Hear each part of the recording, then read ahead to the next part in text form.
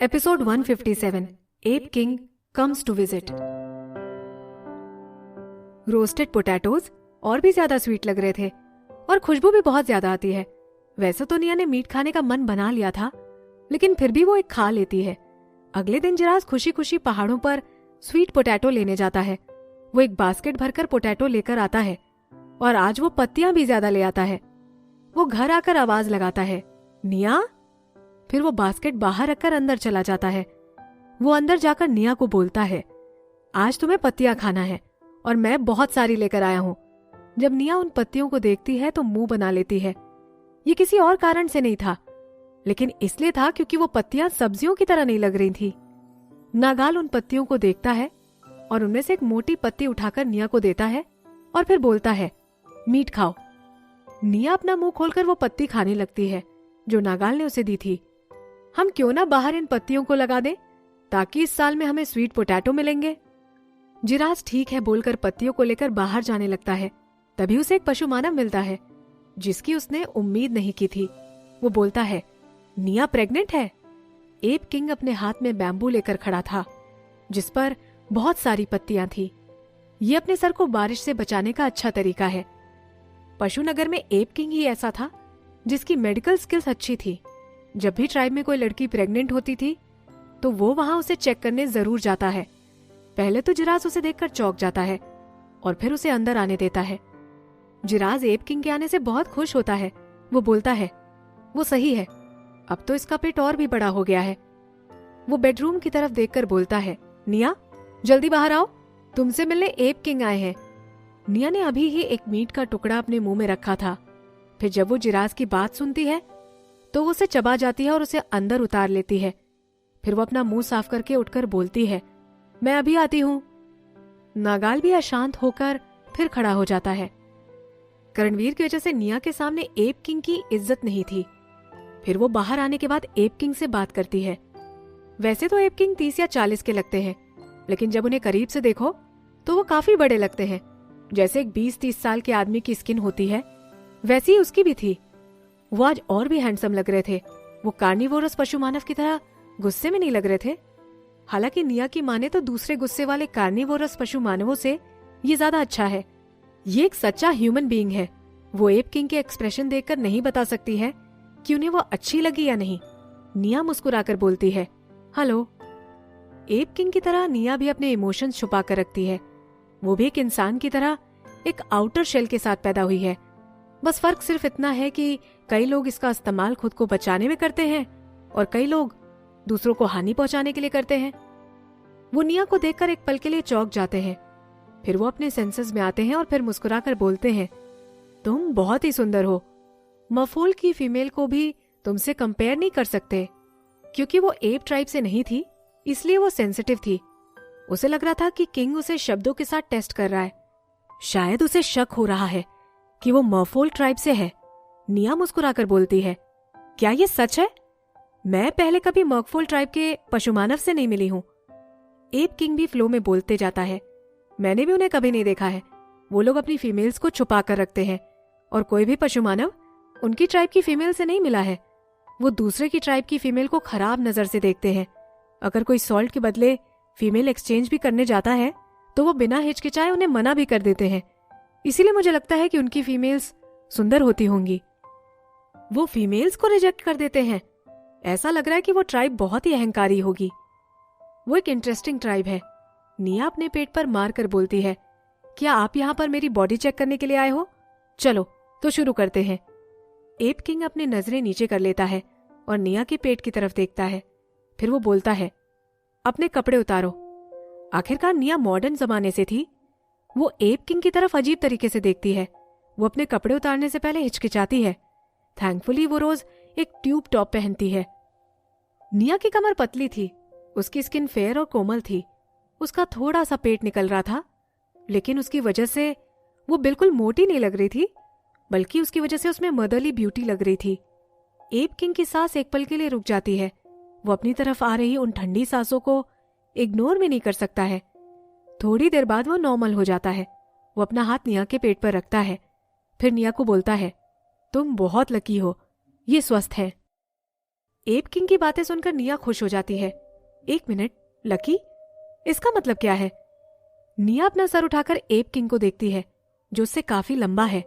वो बोलता है, तुम जब पहली बार यहां आई थी तब तुमने अबॉर्शन की दवाई ली थी। मैंने भी अपना एग्रीमेंट दे दिया था, क्योंकि वो नाग पशु मानव के बच्चे थे। मुझे उम्मीद नहीं थी कि वो अभी भी इतने हेल्दी होंगे। मुझे उनकी स्ट्रांग जीवन शक्ति महसूस हो रही है। अब निया को वो समझ में आ गया था। एप किंग को लग रहा था कि जब वो विलेज में आई थी तब से वो प्रेग्नेंट है। ये अच्छा है कि नाग पशु मानव का प्रेगनेंसी पीरियड इनडिटर्मिनेट है और उन्हें यह भी मैटर नहीं करता कि उनकी प्रेगनेंसी को 1 महीना हुआ है, 2 महीना है या फिर 3 महीने हैं। एप किंग बोलता है, तुम्हारी फर्टिलिटी पावर अच्छी है, तुम्हें ज्यादा मेल चुनने थे। निया को सरप्राइज होता है जब वो अपना हाथ नीचे ले लेता है। उसकी नजर एकदम झुलसाने वाली हो जाती है। उसकी आवाज साफ दिखा रही थी कि वो नाग पशु मानव से कितना दुखी है। वो बोलता है, इसकी वजह से कोई भी आदमी तुम्हारे पास नहीं आएगा।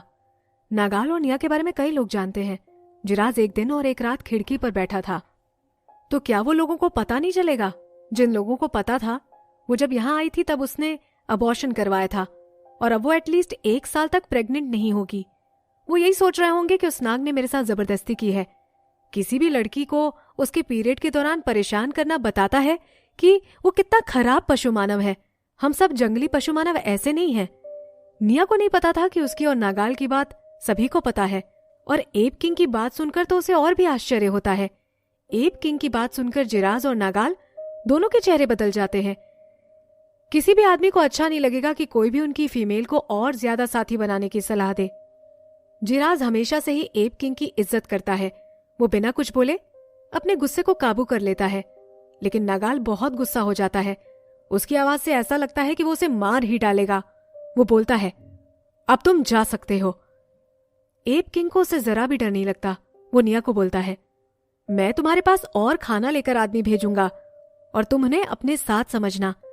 नागाल के कमर के नीचे की बॉडी तुरंत नाग बन जाती है और वो अपनी पूंछ उठाकर उस पर हमला करना चाहता है। तभी अचानक एप किंग का स्वभाव बदल जाता है। उसकी ब्राउन आंखें खंजर की तरह लग रही थी और वो नागाल की तरफ थी। किसी कारण से नागाल का मूवमेंट रुक जाता है। 1-1 मिनट से कम समय में भी निया रिएक्ट करती है। वो अपना हाथ खोलकर नागाल के आगे ब्लॉक कर देती है। मत लड़ो। निया की पीठ एप किंग की तरफ थी। वो नागाल की तरफ आके झपकाती है। इससे साफ लग रहा था कि वो नागाल को आंखों से कुछ कहना चाह रही थी। वो एप किंग की बातों पर ध्यान नहीं देती है। नागाल का दिल नर्म हो जाता है और वो लड़ने का विचार त्याग देता है। वो अपना हाथ उठाता है और निया के सर पर मारता है। Ape king, the wolf king जो घर के बाहर खड़ा है, वो माहौल देखकर डर जाता है। वो एप किंग के पीछे खड़े होकर देखता है।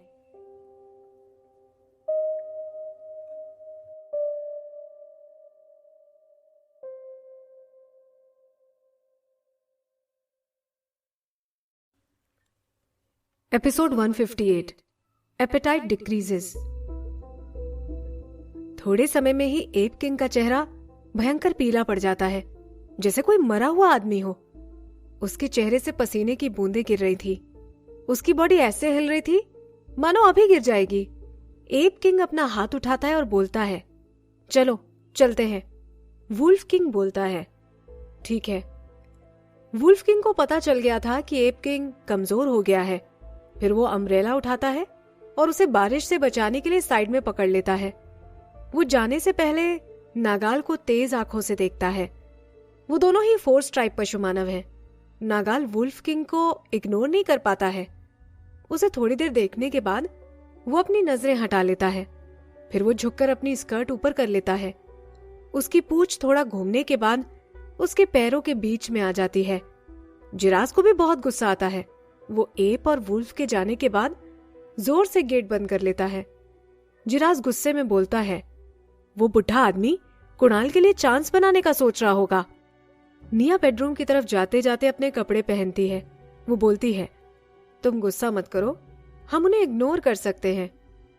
जिराज गर्व महसूस करते हुए बोलता है, वो तो अच्छा हुआ कि तुम प्रेग्नेंट हो, इसीलिए वो तुम्हें जबरदस्ती मेल्स नहीं दे सकता। ये सोचकर जिराज बहुत खुश हो जाता है। वो नाग को भी थैंक्स कहना चाहता है कि उसमें इतनी अच्छी रिप्रोडक्टिव कैपेसिटी है। निया बोलती है, एप किंग बोल रहे थे कि बच्चे बहुत ही हेल्दी हैं। फिर वो जोर से हंसने लगती है और फिर घास के ढेर पर बैठ जाती है। उसे अचानक कुछ याद आता है और वो नागाल की तरफ देखती है। वो बोलती है, ओह नागाल, पहले तुमने मुझे कहा था कि तुम मुझे समुद्र किनारे ले जाओगे। तुम अभी तक मुझे लेकर नहीं गए हो। क्या वहां समुद्र के किनारे मैफॉक्स होंगे? क्या तुमने कभी मैफॉक्स फीमेल को देखा है? नागाल बोलता है, हाँ मैंने देखा है। इतना बोलकर वो स्टोन बॉल में से मीट का एक टुकड़ा उठाता है और फिर निया की तरफ करके बोलता है, लो तुम भी मीट खा लो। थोड़ी देर खड़े रहने के बाद अब निया को सच में भूख लग रही थी। वो मीट उठाकर खाने लगती है, फिर खुश होकर बोलती है, वो कैसे दिखाई देते हैं?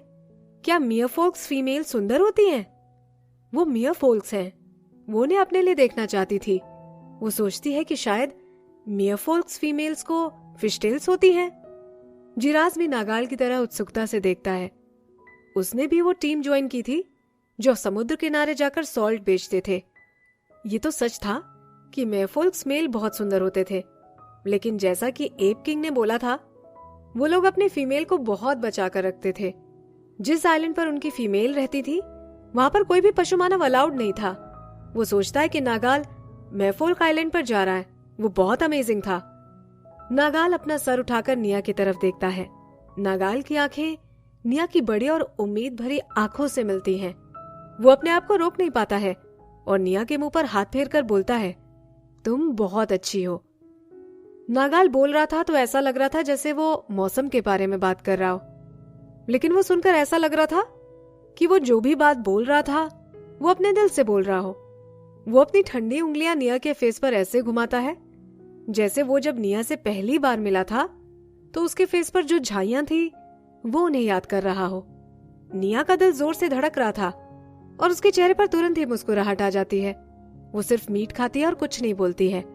जिराज निया को बोलता है, ये जरूर मेफोक आइलैंड लड़कियां चुराने गया होगा। नागाल तुरंत ही बोलता है, नहीं। फिर वो थोड़ा नर्वस होकर निया की तरफ देखता है। जिराज फिर पूछता है, तो फिर तुम मेफोक आइलैंड क्यों गए थे? वो इतना खुश होकर पूछता है जैसे उसने उसकी कोई बड़ी चीज पकड़ ली हो। अगर उसकी जगह पर कोई और बात होती तो नागाल जिराज की बातों पर ध्यान नहीं देता, लेकिन उसको ये मैटर समझाना था। वो निया की तरफ देखकर बोलता है, मैं वहां सिर्फ देखने ही गया था। जब नागाल ये बोल रहा था तब वो जिराज की तरफ गुस्से से देख रहा था। जिराज के सर के और पूंछ के फर खड़े हो जाते हैं, लेकिन वो थोड़ा हिम्मत करके और भी कुछ कहना चाहता था। इस समय निया अपनी हंसी को रोक नहीं पा रही थी। उनकी बातें सुनकर वो इतना हंस रही थी कि उसके कंधे कांपने लग गए थे। निया मुस्कुराते हुए बोलती है, मुझे तुम पर भरोसा है कि तुम ऐसा कुछ भी नहीं करोगे।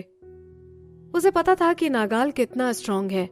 अगर वो किसी फीमेल को छीनना चाहता तो कब का छीन लिया होता। ये तो उसके लिए बहुत आसान काम था। ऐसा होता तो वो अपने 40s में भी अकेला नहीं रहता। अगर ये बात होती तो वो जरूर ऐसा करता, जिससे उसे खुशी मिलती। ये सुनकर नागाल राहत की सांस लेता है और अब वो जिराज की किसी भी बात पर ध्यान नहीं देगा।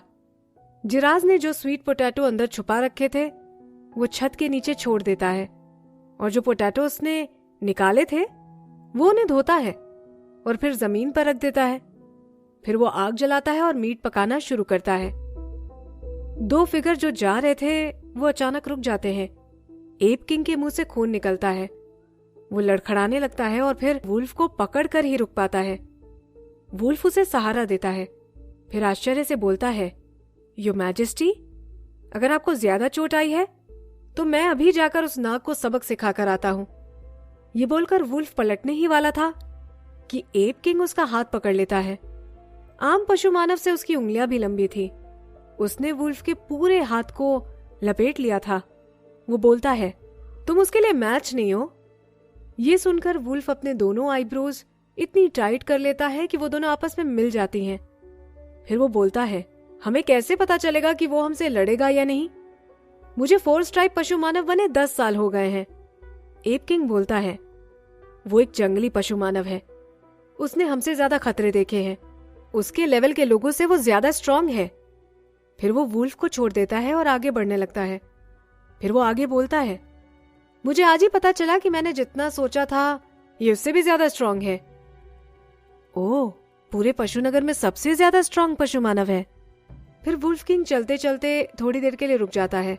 फिर जब वो दोबारा होश में आता है तो बोल पड़ता है, वो टाइगर पशु मानव से भी ज्यादा स्ट्रांग है। वुल्फ बोलता है, अगर तुम और टाइगर पशु मानव साथ में हो जाओ तो इसे हरा सकते हो। ये सुनकर एप किंग थोड़ा गंभीर हो जाता है और बोलता है, इसीलिए हमें निया को अपने साथ लेना पड़ेगा, नहीं तो हमें उन्हें पूरी तरह से खत्म करना होगा।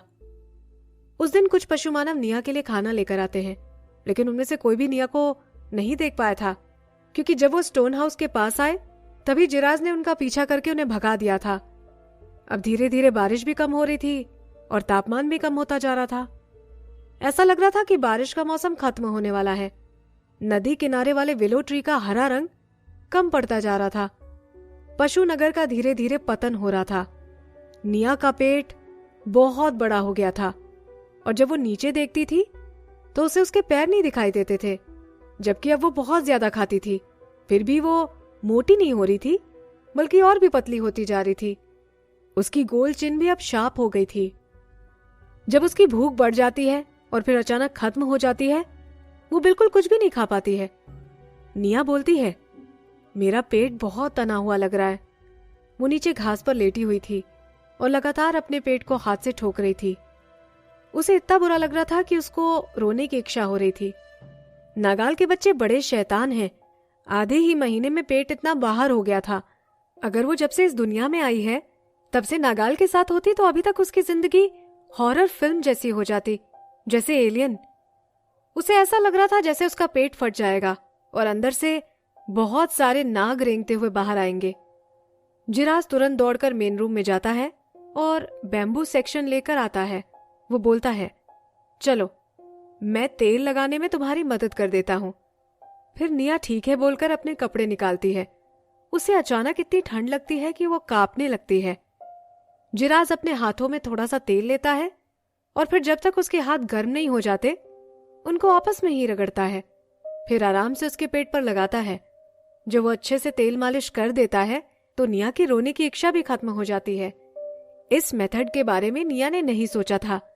कई समय पहले एप ट्राइब से एक डॉक्टर आया था जिसने ये करने को बोला था। पशु मानवों में प्रेगनेंसी का समय भी कम होता है और इनका पेट भी अचानक से बड़ा हो जाता है। इसीलिए नाजुक फीमेल तो ये कर भी नहीं पाती हैं। अब उन्हें सोचने की जरूरत है कि उन्हें कैसे आराम दिया जाए। मेन रूम से कुछ सरसराने की आवाज आती है और नागाल अपने आधे नाग के रूप में था। वो रेंगता हुआ बेडरूम में आ जाता है। मैंने एक जंगली सुअर पकड़ा है, तुम इसका कौन सा हिस्सा लेना पसंद करोगे?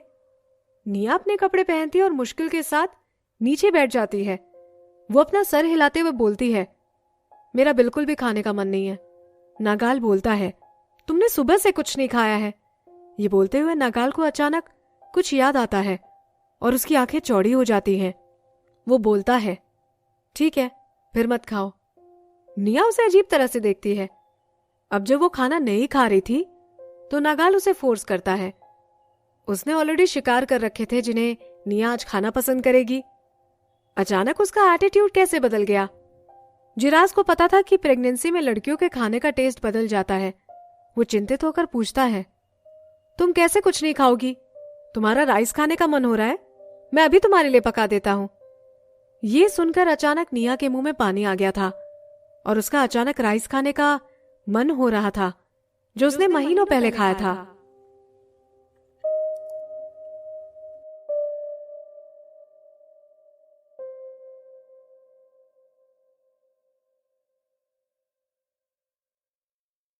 Episode 159 giving birth. निया ने अब संतोषजनक खाना खाया था, बैम्बू राइस के साथ स्टीम्ड एग।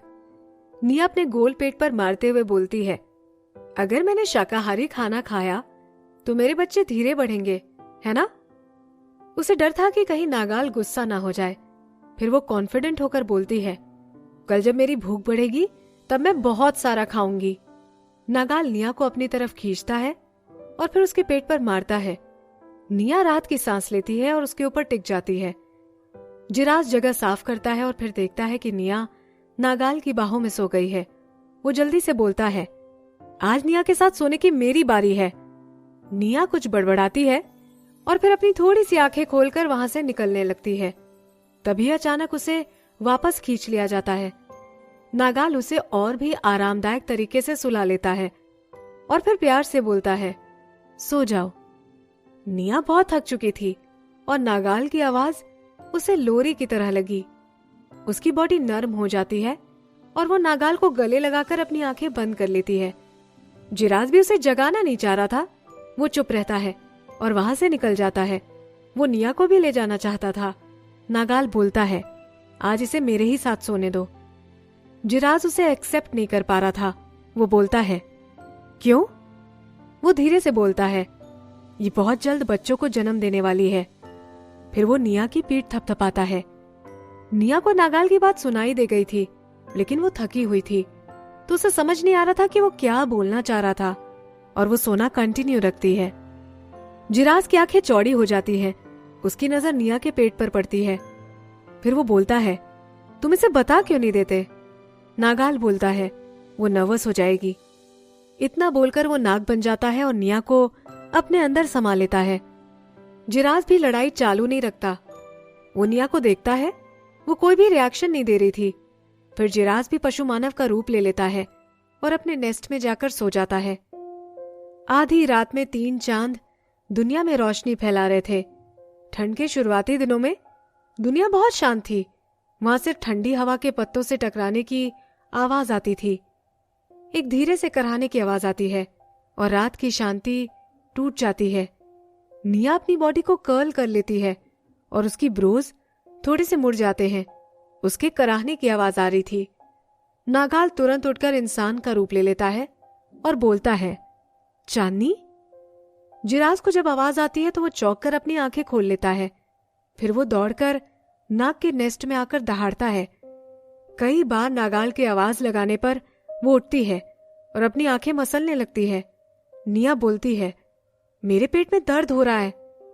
जब निया ये बोलती है तब तक उसके पेट में कई बार कॉन्ट्रैक्शंस हो चुके थे। फिर उसे तेज दर्द होता है, जिसकी वजह से उसकी चीख निकल जाती है। नागाल उसे गले लगा लेता है, जिसकी वजह से उसे बैठने में मदद मिलती है। फिर उसका हाथ निया के कमर पर बंधे कमरबंद पर जाता है। वो उसे खींचकर तोड़ देता है। फिर वो उसकी पैंट निकाल देता है और उसके पैरों को एनिमल स्किन से ढक देता है। ठंड की वजह से निया अपने पैरों को कर्ल कर लेती है। उसका दर्द अब असहनीय हो गया था। वो लेबर में जाने वाली थी। ओह, ये बहुत अचानक हुआ है। क्या आधी रात में ये हमें डॉक्टर को बुलाने का समय भी देगा? नागाल बोलता है, तुम चिंता मत करो, मैं यहीं पर हूं। अंधेरे में से जिराज की भी आवाज आती है, मैं भी यहीं हूं। उसकी आवाज से लग रहा था कि वो निया से भी ज्यादा नर्वस था। वो आगे बोलता है, निया, तुमने बच्चों को जन्म दे दिया है। वो कितने हैं? जब निया को नागाल की आवाज आती है तो उसे आराम मिलता है। जिराज की आवाज सुनकर वो चुप हो जाती है। मैं अभी उठी हूं, मैं बच्चों को कैसे जन्म दे सकती हूं? क्या तुम्हें बच्चों को जन्म देना बिस्तर गीला करने जितना आसान लगता है?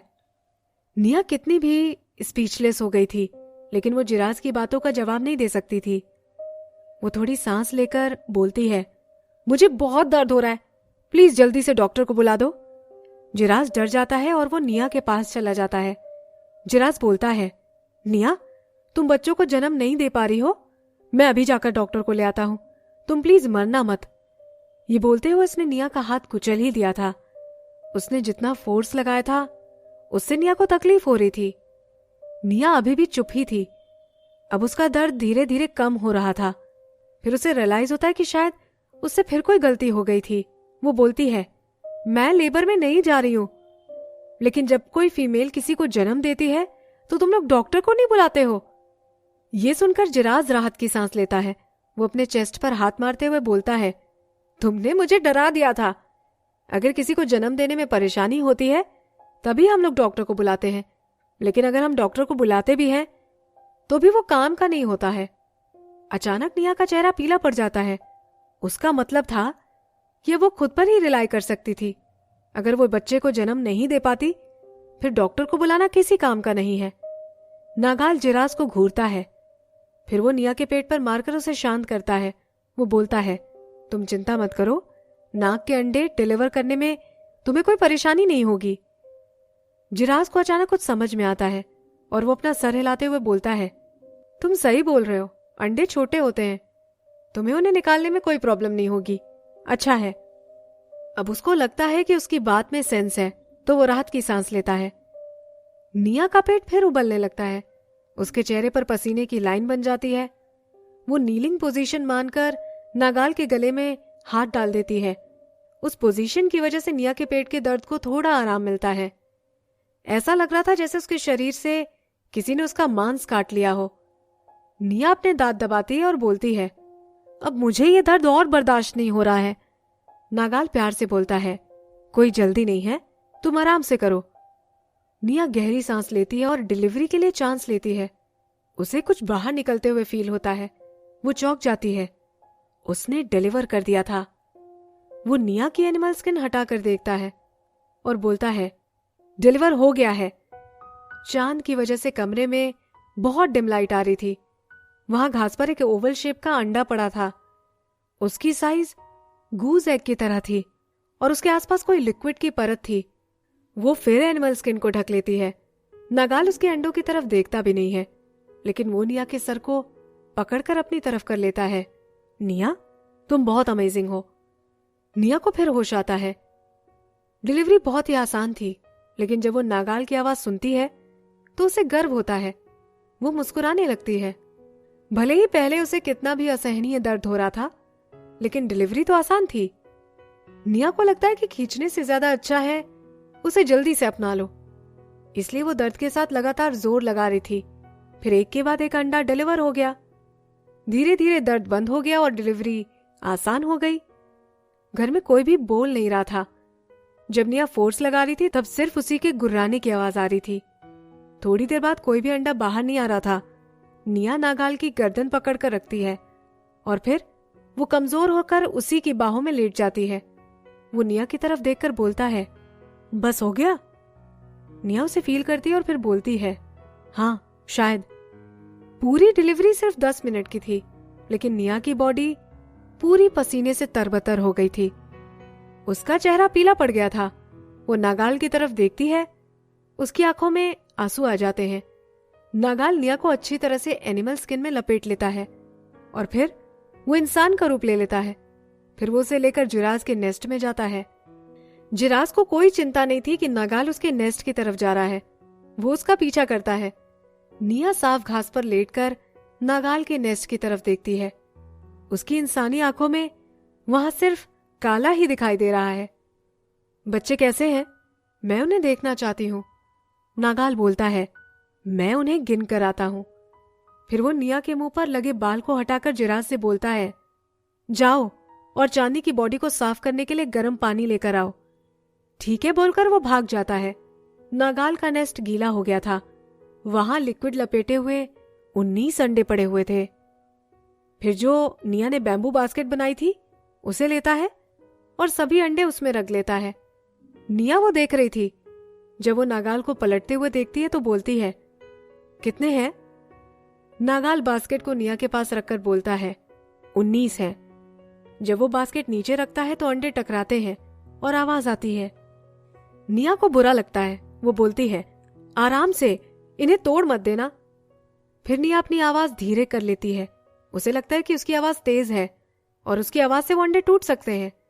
नागाल थोड़ा सा मुस्कुराता है, लेकिन जब वो अंडे को देखता है तो उसकी नजर कोल्ड थी। वो बोलता है, तुम्हें अभी भी सावधान रहने की आवश्यकता है। निया फिर नागाल को देखती है, लेकिन उसे सिर्फ काला फिगर दिखाई देता है।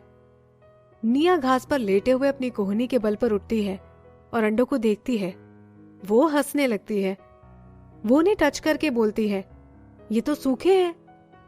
उन 19 अंडों ने बास्केट की सिर्फ 1/3 जगह ही कवर की थी और वो बहुत खाली लग रही थी।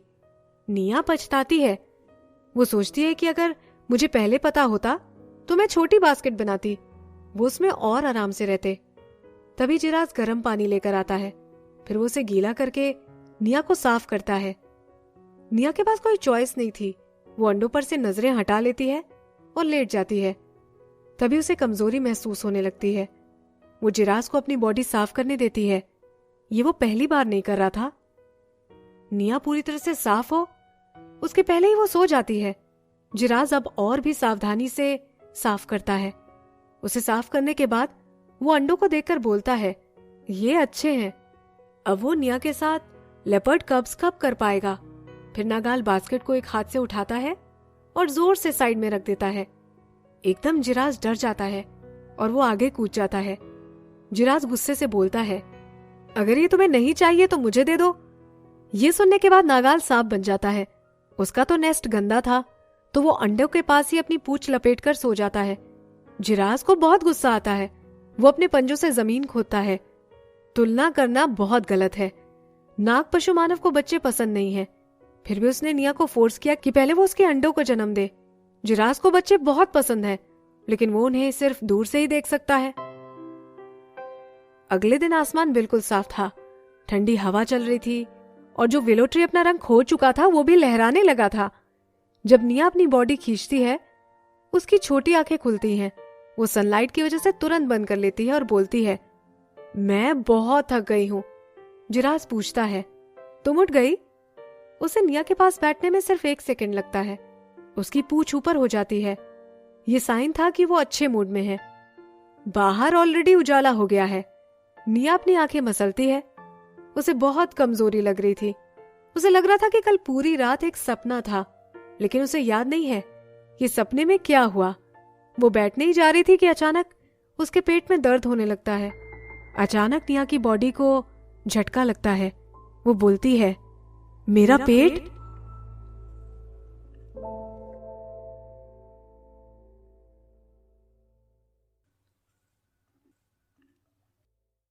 Episode 160 birth.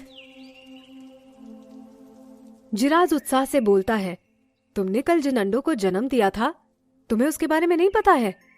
फिर वो नागाल की तरफ इशारा करता है, जो वहां अंडे का ध्यान रख रहा था, और बोलता है, वो वहां उसके साथ है। नागाल अपना सर उठाकर खुशी से निया को देखता है। फिर निया को याद आता है कि कल आधी रात को क्या हुआ था। उसके एक्सप्रेशन बदल जाते हैं। वो अपने पेट की तरफ देखती है और फिर नागाल की तरफ देखकर बोलती है, मुझे देखने दो। नागाल उसे अंडे दिखाने के लिए अपनी पूंछ को अलग करता है। निया चौंकते हुए बास्केट की तरफ जाती है और फिर उसके पास बैठकर बोलती है, इन्हें मैंने जन्म दिया है। जबकि वो पिछले 1 महीने से प्रेग्नेंट थी, लेकिन फिर भी जब वो अंडों को देखती है तो उसे भरोसा नहीं होता है। फिर जब वो उनमें से एक पर हाथ फेरती है तो कोल्ड लगता है और उसे अपने और उन अंडों में कनेक्शन महसूस होता है। उसका दिल सॉफ्ट हो जाता है। फिर वापस वो बोलती है, इन अंडों को मैंने जन्म दिया है। नागाल निया को देखकर मुस्कुराता है। वो बहुत क्यूट लग रही थी। सुबह उठने के बाद वो पूरी तरह से भूल गई थी कि उसने रात को इन अंडों को जन्म दिया है। तभी जिराज रूम में एक बोल गरम राइस और उसके साथ कुछ डिशेस लेकर आता है। फिर वो जोर से चिल्लाता है, निया, जल्दी आकर खाना खा लो। तुम्हारा पहले ही बहुत वजन कम हो गया है, अब तुम्हें उसे जल्दी से वापस पाना होगा। निया उसकी तरफ पलटकर मुस्कुराती है। उसका बच्चे की वजह से जो पेट निकला हुआ था वो अब खत्म हो गया था। उसका फेस ओवल शेप में बहुत अच्छा लग रहा था। उसकी झुकी हुई नजरें बड़ी लग रही थी। उसका अभी चेहरा मॉडर्न वर्ल्ड से मिल रहा था, लेकिन यहाँ पशु मानवों में क्योंकि फीमेल की तरफ सभी ज्यादा आकर्षित हैं, तो उसको यहाँ ज्यादा थिन माना जाता है। जब वो राइस खाने जाती है तो जिराज उसे देखकर दुखी हो रहा था। वो बोलता है, तुम जल्दी से अपना वजन बढ़ा लो, मैं ऐसी हालत में तुम्हें बच्चे को जन्म नहीं देने दूंगा। फिर निया राइस खाती है। वो उन्हें चबाते वक्त अंडों की तरफ देखती है और बोलती है, मैं जैसी हूं वैसी ही ठीक हूं। फिर वो मुस्कुराती और आगे बोलती है, ये लोग भी खाएंगे? मुझे नहीं लगता ये लोग इतने छोटे रहेंगे। नागाल देखता है कि निया उन बच्चों से इतनी खुश है कि वो उस तेंदुए पर भी ध्यान नहीं दे रही थी, और नागाल को तो उसने हटा ही दिया था। उसे समझ नहीं आ रहा था कि उसे खुश होना है या दुखी। जब जिराज उसे आराम से खाना खिला देता है तो फिर वो नागाल के मजे लेती है। चलो अब तुम जल्दी से इंसान बन जाओ, हम अपने बच्चों का नाम रखेंगे। हम अपने बच्चों का क्या नाम रखेंगे? जब इतने सारे बच्चे होते हैं तो इनके नाम रखने में भी दिक्कत होती है। निया को अचानक कुछ याद आता है और चिल्लाती है, इनमें से बड़ा कौन है? मैंने ध्यान नहीं दिया। फिर नागाल इंसान का रूप ले लेता है। वो निया के मजे लेने के लिए पूछता है, तुम्हें उठने के बाद कुछ भी याद नहीं है? निया जोर से अपना सर हिलाते हुए बोलती है, नहीं, मुझे कुछ भी याद नहीं है और मैं तो इनमें अंतर भी नहीं बता सकती हूँ। वो बोलता है, जब आदमी बड़े हो जाते हैं तो अपने नाम खुद ही रख लेते हैं, तो इनके नाम रखने की जरूरत नहीं है। जिराज निया को राइस खिलाने से पहले उन्हें मुंह से हवा देकर ठंडा करता है। फिर निया अपना मुंह घुमाकर राइस खाती है और पूछती है, क्या तुम लोगों के कोई भाई है? जिराज बोलता है, हमारी फैमिली में नागाल जितने तो नहीं है, हमारे इसमें तो थोड़े से ही कब्ज हैं, लेकिन मेरे परिवार में मैं सबसे बड़ा हूँ। जिराज आखिरी लाइन को गर्व के साथ बोलता है और जानबूझकर निया की तरफ देखता है। लड़कियां हमेशा परिवार में सबसे बड़े आदमी को ही पसंद करती हैं, क्योंकि वो काफी स्ट्रांग होते हैं। निया को समझ में नहीं आया कि जिराज क्या बोलना चाहता है। फिर वो नागाल से पूछती है, तुम्हारा क्या है? नागाल फटाफट बोलता है, मेरे बहुत सारे भाई हैं। जैसे ही मैं अंडे से निकला, हमारी माँ बीमारी के कारण मर गई थी और हमारे पापा ने हमारा ध्यान नहीं रखा।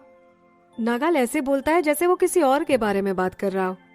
निया नागाल की तरफ देखती है और फिर माफी मांगते हुए बोलती है, मुझे माफ कर दो, मुझे ये नहीं पूछना चाहिए था। नागाल थोड़ा सा मुस्कुराते हुए बोलता है, कोई बात नहीं। जब वो अपने बचपन को याद करता है तो उसकी आंखों में खून उतर आता है।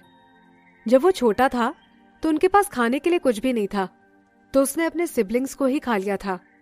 इसकी वजह से उसकी ताकत भी डबल हो गई थी और उसमें शिकार करने की क्षमता भी जल्दी आ गई थी।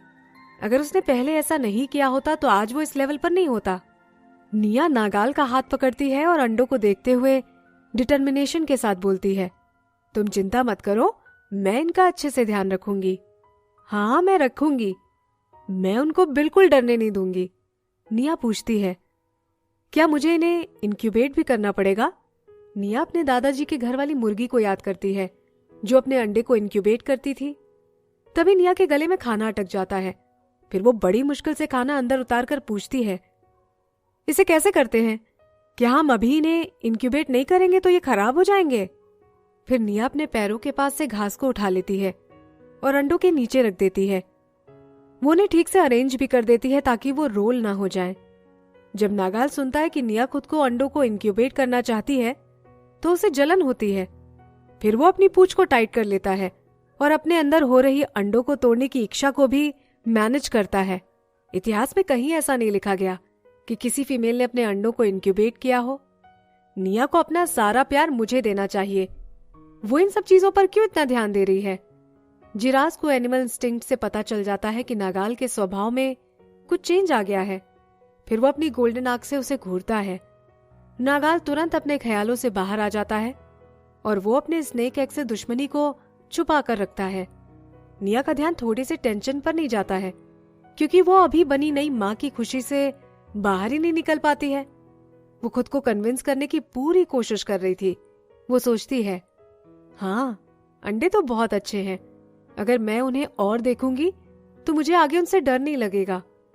नागाल अपनी जीभ बाहर निकालता है। वहां मौसम और ठंडा होता जा रहा था। वो निया के सर को सहलाते हुए बोलता है, इंक्यूबेशन का काम बहुत लंबा होता है, वो तो मुझ पर छोड़ दो, वैसे भी मौसम बहुत ठंडा होता जा रहा है। निया उससे पूछती है, क्या तुम सोने जा रहे हो? उसे लगता है कि ये अचानक हो रहा है। फिर वो आगे पूछती है, तुम कब तक सोने वाले हो और क्या अब तुम मौसम के गर्म होने पर ही जागोगे? नागाल का बॉडी टेम्परेचर वैसे ही बहुत कम रहता है और ठंड के मौसम में तो और भी कम हो जाता है, तो ऐसे में क्या वो अंडों को इंक्यूबेट कर पाएगा? नागाल बड़े ही कन्विंसिंग तरीके से बोलता है, तुम चिंता मत करो, मैं जैसे ही उठूंगा इन एग्स को इंक्यूबेट कर दूंगा।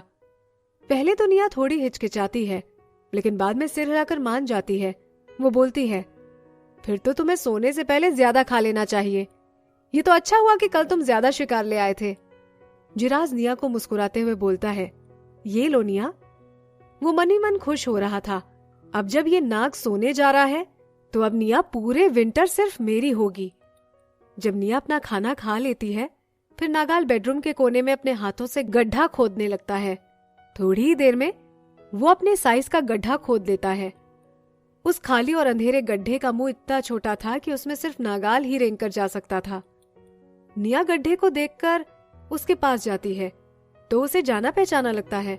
वो सोचती है, 1 मिनट, क्या ये उस गुफा का छोटा रूप नहीं लगता जहां से मुझे स्नेक स्किन मिली थी? मुझे पता था, तभी मैं सोच रही थी कि लेक के पास ऐसा गड्ढा कैसे हो सकता है। उसे शायद नागाल ने ही खोदा होगा। फिर नागाल खाना खाने के बाद बैम्बू बास्केट लेकर गड्ढे में चला जाता है। तभी निया सूखी घास लेकर उसके पास जाकर बोलती है, रुको, पहले तुम गड्ढे के अंदर चले जाओ और फिर मैं तुम्हें घास दे दूंगी ताकि तुम अंडों को अच्छे से इंक्यूबेट कर सको और ठीक से सो भी सको। जब भी नागाल सोने जाता था वो हमेशा ही पहले खुद की सुरक्षा को देखता था। ये पहली बार था कि कोई उसकी फिक्र कर रहा था। उसका दिल कोमल हो जाता है। नागाल ठीक है बोलने के बाद नाग बनकर गड्ढे में चला जाता है। वहां पहुंचकर वो अपने ऊपर के हिस्से को फिर इंसान का बना लेता है। निया घास को गड्ढे में फेंक देती है और फिर नागाल उसे उठाने जाता है। जिराज नागाल के नेस्ट से गंदी घास इकट्ठा कर लेता है और फिर बाकी घास का ढेर करके हाथ में उठा लेता है। वो बोलता है, मुझे मदद करने दो। फिर वो घास को गड्ढे में डालता है। वो घास नागाल को लगती है जो उसमें अपना सर ऊपर करके खड़ा था। कुछ तो उसकी सिल्की बालों से नीचे फिसल जाती है और कुछ उस पर रह जाती है। निया आखिरी कुछ घास अपने हाथ में लेती है। नागाल उसे लेने के लिए अपना हाथ बाहर निकालता है, लेकिन वो भी नीचे फिसल जाती है। वो बोलती है, ये बास्केट इस गड्ढे में नहीं आ पाएगा, मैं तुम्हें अंडे एक एक करके दूंगी। निया की नजरें उन अंडों पर जाती है जो साथ में रखे होते हैं। उसके मुंह से साफ दिखाई दे रहा था कि वो उनसे दूर नहीं होना चाहती थी। वो उनको एक एक करके टच करती है। उन अंडों पर जो चिपचिपा पदार्थ था वो सूख चुका था, जिसकी वजह से वो आपस में चिपक गए थे। निया को उनको अलग करने की हिम्मत नहीं हुई। फिर वो सावधानी से जो अंडे चिपके हुए थे उन्हें उठाकर एक साथ ही अंदर दे देती है। निया बोलती है, ध्यान से लेना। नागाल भी बहुत सहयोगी था। जब तक उसने सभी अंडे अंदर नहीं ले लिए और वो फिर से नाग बनकर सो नहीं गया, तब तक निया को उसकी कोल्डनेस महसूस हुई। नागाल और अंडों को अंदर ठीक से सेटल होने के बाद भी निया का वहां से जाने का मन नहीं हो रहा था। वो वहीं गड्ढे के पास बैठ जाती है। फिर जिराज की खुशी भरी आवाज सुनाई देती है, बाहर मौसम सनी हो गया है, चलो चलकर खेलते हैं। जिराज उस गड्ढे के गेट पर एक बड़ा सा पत्थर रख देता है ताकि निया को उसके अंदर कुछ भी दिखाई ना दे। निया उस रॉक को हटाने की कोशिश करती है, लेकिन वो इतनी भारी होती है कि उसकी पूरी ताकत लगाने के बाद भी वो 1 इंच भी नहीं हिल पाती है। वो जिराज को बोलती है, इसकी वजह से नागाल घुटकर मर जाएगा, इसे अभी यहां से हटाओ। जिराज बोलता है, नहीं, वो नहीं मरेगा। अगर उसे सांस लेने में परेशानी होगी तो वो खुद ही इसे हटा देगा। इसके यहाँ रहने से वो और भी आराम से सो पाएगा। फिर वो निया को अपने हाथों से खींचता है और बोलता है, चलो बाहर चलते हैं, वहां बहुत सी लड़कियां खेल रही हैं। निया को लगता है कि वो सही बोल रहा है। उसने भी सांप की न्यूज सुनी थी कि एक सांप को स्नेक वाइन बनाने के लिए कई महीनों तक जार में बंद रखा था, जो जार से बाहर आ गया था और उसने किसी को काट लिया था। ये बताता है कि जब सांप सोते हैं तो इनकी सांस लेने की इतनी ज्यादा जरूरत नहीं होती है। वैसे भी नागाल के पास इतनी तो जगह है कि वो घुटकर नहीं मरेगा, और अगर वो इसे सहन नहीं भी कर पाया तो उसमें इतनी ताकत तो है कि वो इसे हटाकर बाहर आ जाएगा। फिर थोड़ा हिचकिचाने के बाद वो बोलती है, फिर भी तुम इसे थोड़ा सा गैप छोड़ दो, अगर वो आलसी हो गया और उसने इसे नहीं हटाया तो। जिराज ठीक है बोलते हुए उस रॉक को ढकेल देता है और उसमें एक हाथ के पंजे जितनी जगह छोड़ देता है। फिर वो निया का हाथ खींचते हुए बोलता है, चलो। निया हाँ बोलते हुए खड़ी होने लगती है, लेकिन वो उठने में इतना जोर लगा देती है कि उसके पेट में दर्द होने लगता है। वो बोलती है, धीरे। जिराज तुरंत ही अपनी ताकत कम कर देता है। वो निया को उसकी कमर से पकड़कर उठाता है और जब उसका दर्द कम होता है फिर ही वो दोनों बाहर जाते हैं। बाहर इतनी ठंडी हवा चल रही थी कि वो लोगों के मुंह पर चाकू जैसी फील हो रही थी। 3 महीनों से जो जगह बारिश की वजह से गीली थी अब वो हवा की वजह से सूख चुकी थी। छत के नीचे वो स्वीट पोटैटो उपज जाते हैं। कोनों से निया के कपड़ों में भी ठंडी हवा चली जाती है, जिसकी वजह से उसे ठंड लगने लगती है और वो कपकपाने लगती है। फिर वो अपने कपड़ों को टाइट कर लेती है। निया बोलती है, यहाँ बहुत ठंडा है। जब वो बोल रही थी तो उसके मुंह से सफेद धुआं निकल रहा था। वो उसे छूने की कोशिश करती है, लेकिन उसकी उंगली टच करते ही वो गायब हो जाता है। जिराज निया का हाथ पकड़कर उसके पास ही खड़ा था। वो बोलता है, मैं तुम्हारे लिए हवा को ब्लॉक कर देता हूँ। आखिरकार बारिश पूरी तरह से खत्म हो चुकी थी और ठंड निया का अच्छा मूड खराब नहीं कर पाई थी। वो इंटरेस्ट से इधर उधर देखती है। वो बोलती है, सब बिजी दिख रहे हैं या सिर्फ मुझे भ्रम हो रहा है? वहां कई पशु मानव थे जो जल्दी जल्दी आ जा रहे थे, लेकिन फिर भी वहां इतनी भीड़ नहीं होती है जितनी जब बारिश के मौसम में थोड़ी देर बारिश रुकने पर होती थी।